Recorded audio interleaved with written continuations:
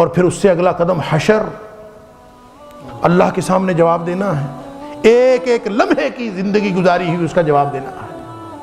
جب وہ اعمال نامہ کھاتا سامنے رکھا جائے گا نا، وَوُضِعَ الْكِتَابُ فَتَرَى الْمُجْرِمِينَ مُشْفِقِينَ مِمَّا فِيهِ، مجرم ڈرتے ڈرتے دیکھیں گے تو حیران رہ جائیں گے، وَيَقُولُونَ يَا وَيْلَتَنَا مَا لِهَذَا الْكِتَابِ لَا يُغَادِرُ صَغِيرَةً وَلَا كَبِيرَةً إِلَّا أَحْصَاهَا، یہ کیسی کتاب ہے کہ ہماری زندگی کی نہ کوئی چھوٹی بات اس نے چھوڑی نہ کوئی بڑی بات چھوڑی، سارا کچھ ہی اس کے اندر لکھا ہوا۔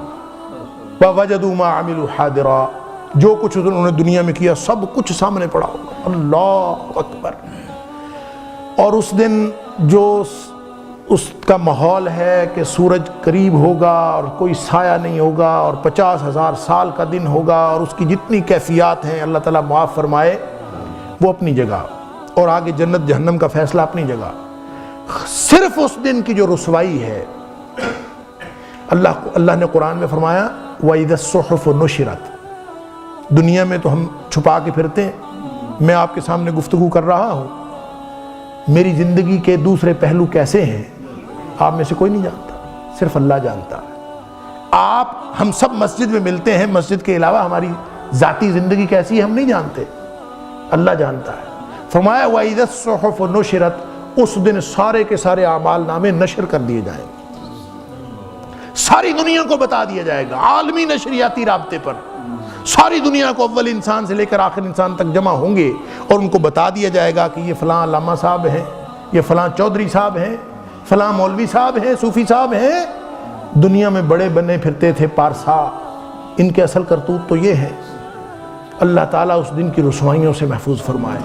یوم تبلی السرائر، سارے کے سارے راز باہر آ جائیں گے اس دن، کوئی چیز راز نہیں رہے۔ اگر اس دن کی فکر آتی ہے کہ اللہ میں کیسے جواب دوں گا،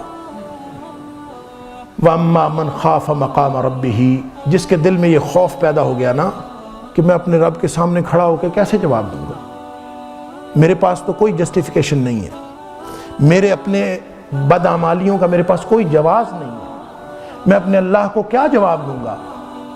جس کو یہ خیال آ گیا اور خوف لاحق ہو گیا کہ اللہ میں کیسے جواب دوں گا، وَنَهَى النَّفْسَ عَنِ الْهَوَىٰ، پھر وہ اپنی خواہش کے مطابق زندگی نہیں گزارتا، پھر وہ اللہ کی مرضی کے مطابق زندگی گزارتا۔ فرمایا فَإِنَّ الْجَنَّةَ هِيَ الْمَأْوَىٰ، اللہ اس کو جنت عطا فرما دیتے۔ اگر یہ فکر آتی ہے تو پھر خوشی کی بات ہے، مقام شکر ہے کہ ہمارا ایمان موجود ہے۔ اگر یہ کبھی فکر نہیں آئی تو آج موقع ہے اپنے ایمان کی فکر کر لیں۔